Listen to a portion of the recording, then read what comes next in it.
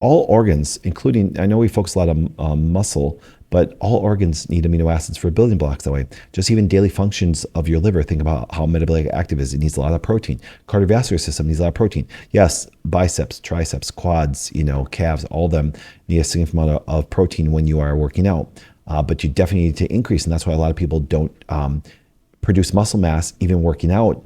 They may stay lean, but they don't gain any lean muscle because they don't consume enough protein. So please, I beg of you to increase it significantly. Thank you. Welcome. Hey, Doc. Yes. Best protein source? I'm going to have a different answer than most people. I believe that differs per person. I know people that can digest red meat very well, and therefore hamburger, steak, things like that, and they have a massive benefit from it. They get great protein source, get their leucine, get all the amino acids. And there's some people that eat red meat and kind of react a little bit, but then go to chicken or go to fish or go to a plant-based protein and do well.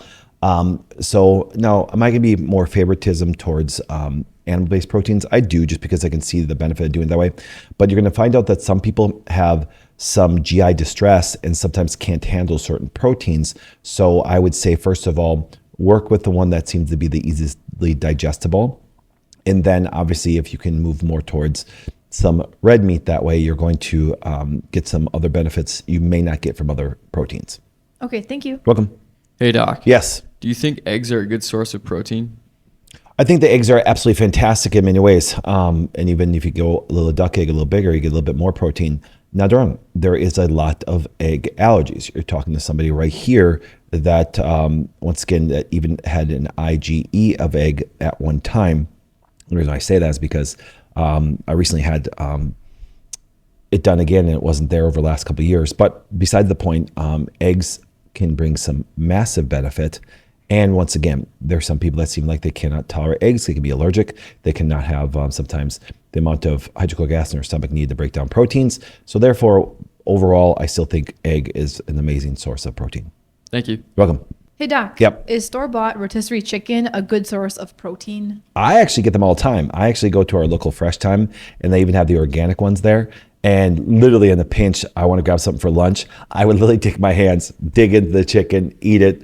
If I'm really, want a little bit more seasoning, I'll get some organic ranch salad dressing and dip a little ranch in there and stuff like that. But I think rotisserie chickens are absolutely fantastic. Okay, thank you. You're welcome. Hey, Doc. Yes. What do you think about protein coffee? Protein in your coffee, or maybe a protein coffee, I would say it'd be just fine, because if you get a great source of coffee and add some protein in there, or if they already have a mixture that you do and have some decent protein source in there. Once again, I'm a fan of coffee.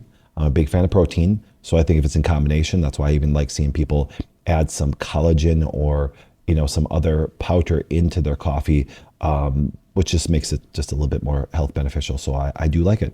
Thank you. You're welcome. Hey, Doc. Yes. Does your body use protein for energy? It can. It's not the preferred source, but your body can basically turn carbohydrates, fat, or protein into energy. It's just, obviously, it's going to use glucose and carbohydrates first. That's why when people, kind of tear on sugar, I'm like, listen, Doc, you say cut back on sugar. I say, yes, cut back. I'm still a person that, when it comes to even carbohydrate intake, I think that people do not get enough fiber. So I like to see people have a lot more fiber that's even recommended and everything. So you can make anything into energy. You can make carbohydrates, fats, proteins. It's just not the preferred source. Okay, thank you. Welcome. Hey, Doc. Yes. I want to lose a few pounds. Will increasing my intake of protein help? I believe it will, but here's why. Is by eating proteins as the primary source of your meal, you're going to find out that you are satisfied quicker. You're going to find out that you get a lot of more macro and micronutrients that are needed, especially if you throw in a little bit of organ meats. But what happens by having protein, you just have a little bit more satisfaction, which by nature, you're going to eat less calories, which is going to probably help you shed a couple pounds. Thank you. You're welcome. Hey, Doc. Yes. I'm not sure how much protein I need a day. Ooh, that's a good one, because here's what happens. I believe that what they recommend is still very low. So I like to see anywhere, let's just give the upper range of the 1.5 grams per kilogram of body weight. So therefore, I believe that most women and men do not get enough protein.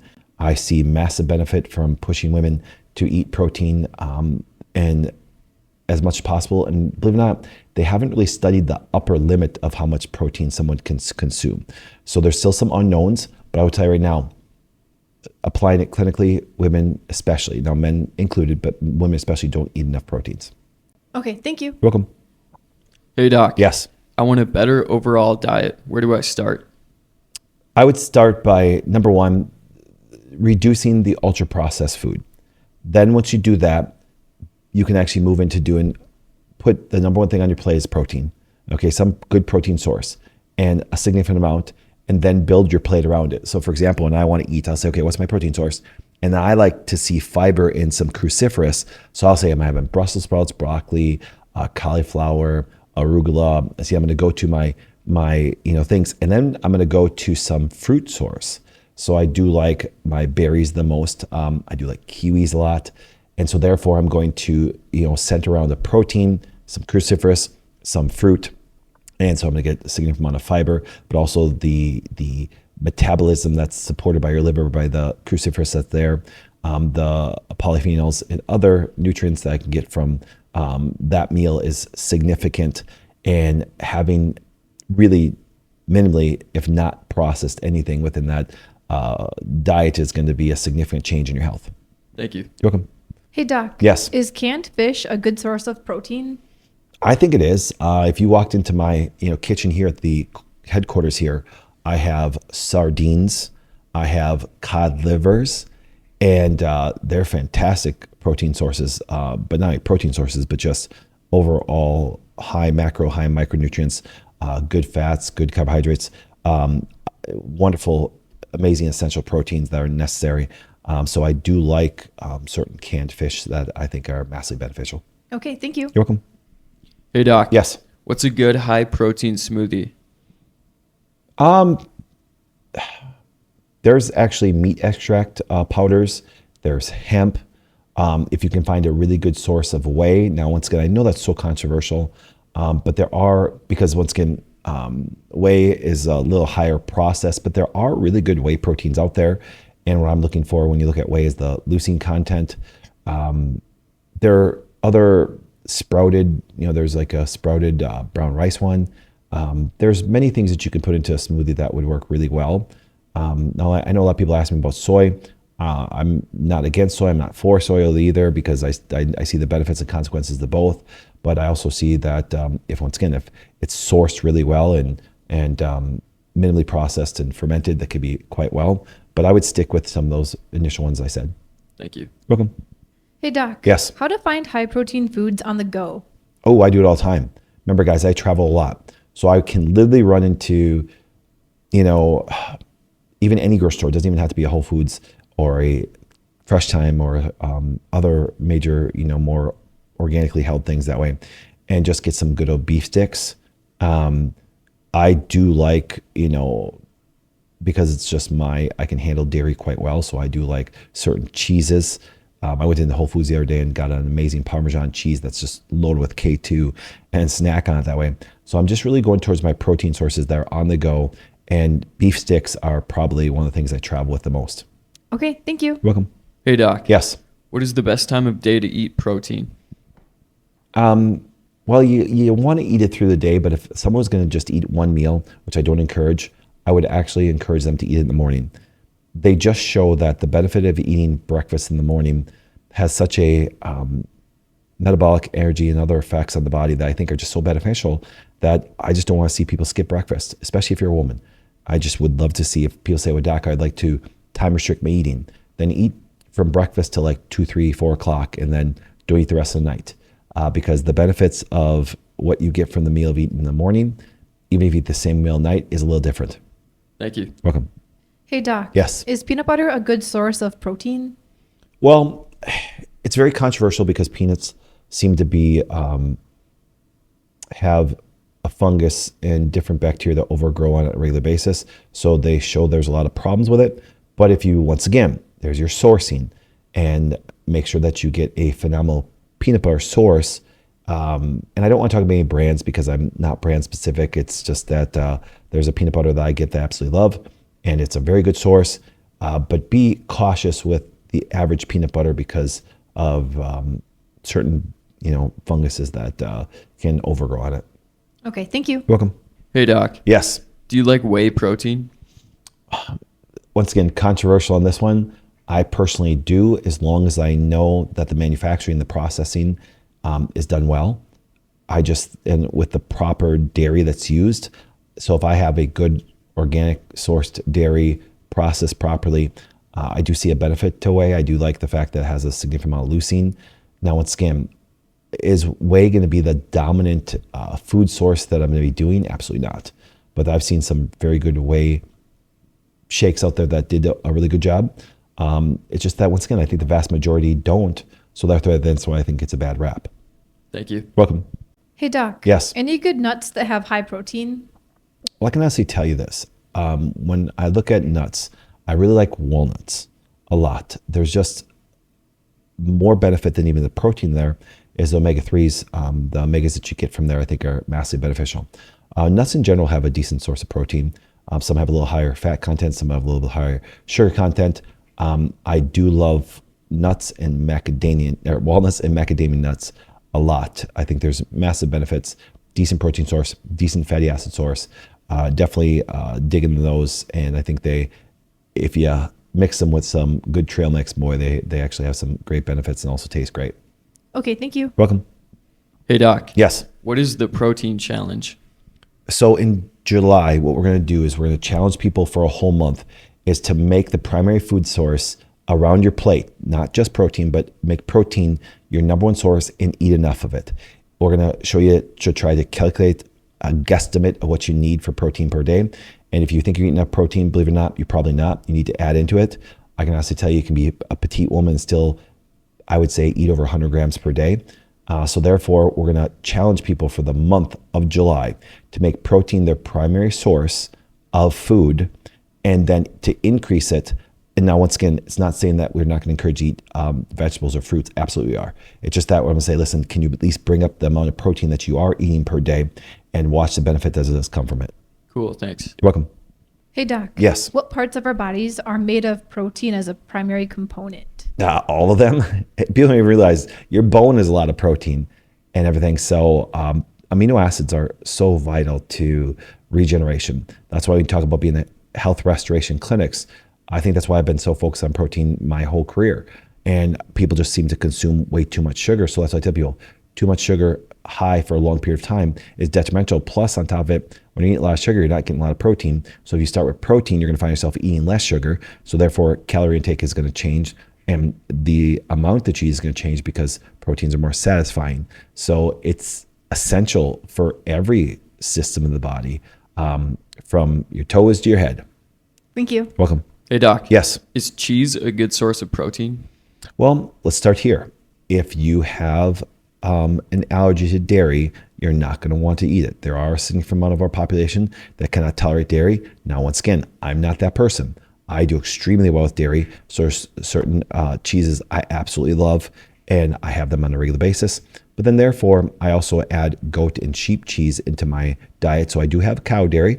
I actually have a lot of goat and sheep cheese. I think it's absolutely phenomenal. There's massive benefits to it.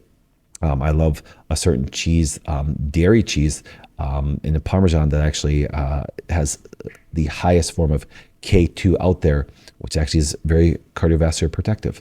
So I think it can be, but remember, be this very clear. There's a lot of people out there that cannot handle dairy, and it can be very detrimental for them.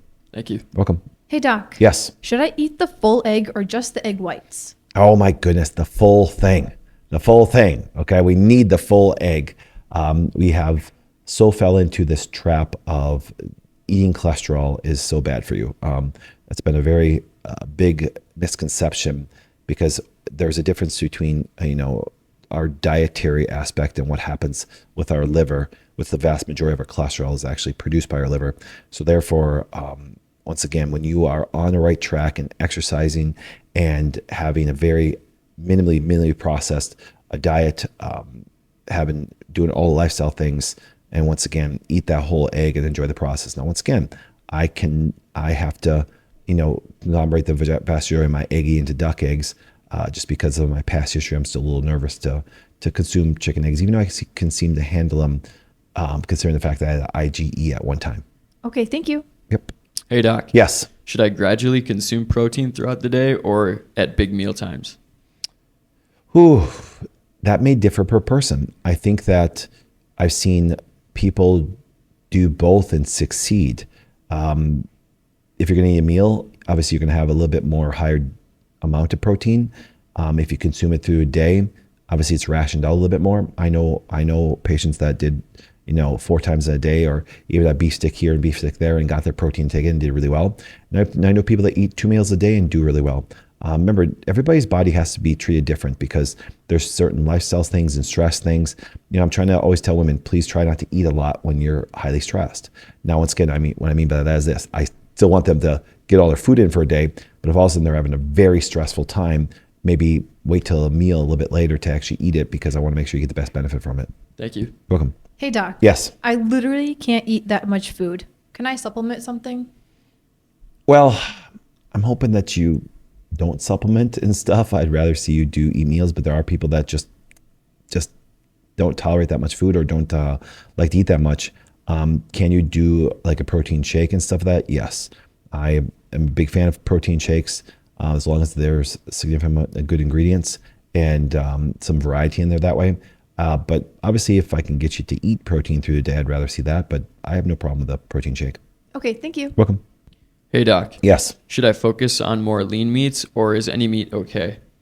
Depends on your body composition and your size, and if you're trying to lose weight. If you're trying to lose weight, I would focus on lean meats and things. That's why a lot of people will use bison. They'll be a little bit leaner. They'll actually have a little bit different protein content, a little different fat content. I think that if you're a very petite woman and you're trying to eat a significant amount of protein, I think that you could consume both. But if you're trying to change weight, I would stick a little bit more towards your lean mass, and I think that'll work really well. Thank you. Welcome. Hey, Doc. Yes. Can I have beans or legumes on the protein challenge? Of course you can. And what I also encourage that if you want to take a plant-based protein is I'm a very big fan of lentils. We have an amazing lentil soup that is absolutely incredible. It's you're going to get some significant proteins from there, great benefit, great tasting, and therefore within a plant source. I encourage people to have great plant source proteins. I'm a big fan of also hemp. And we do have a list of all the plant-based proteins we do believe that are very good for you during the protein challenge. Okay, thank you. Welcome. Hey, Doc. Yes. How can I calculate my protein requirements? Oh, there are protein calculators, and to give you an idea, just assume this: anywhere between 0.8 grams to 1.5 grams per kilogram of body weight. So take your body weight in kilograms and multiply it times 0.8 to 1.5. Now, if you're going to ask me, I'm going to push you up towards that 1.2 to 1.5 and sometimes even higher. So therefore, during a protein challenge, I want you guys to go up a little bit that way. I think that 0.8 is a very low estimate, but those are the ranges that they do. So imagine multiply, take 1.5 to 0.8 grams per kilogram body weight. Okay, thank you. Welcome. Hey, Doc. Yes. I'm very physically active. Yep. Should I be consuming more protein than most people? Yes, a significant more. The more active you are, the more regeneration you need. Remember, all organs, including, I know we focus a lot on muscle, but all organs need amino acids for building blocks that way. Just even daily functions of your liver, think about how metabolic active is. It needs a lot of protein. Cardiovascular system needs a lot of protein. Yes, biceps, triceps, quads, calves, all of them need a significant amount of protein when you are working out. But you definitely need to increase, and that's why a lot of people don't produce muscle mass even working out. They may stay lean, but they don't gain any lean muscle because they don't consume enough protein. So please, I beg of you to increase it significantly. Okay, thank you. Welcome. To get the guide for the protein challenge, please in the comments below type in protein. Hey everyone, for unedited, full-length, unapologetic content, go to my website, drpatrickflynn.com. Hit the subscribe button to join our community for more amazing content like this every day.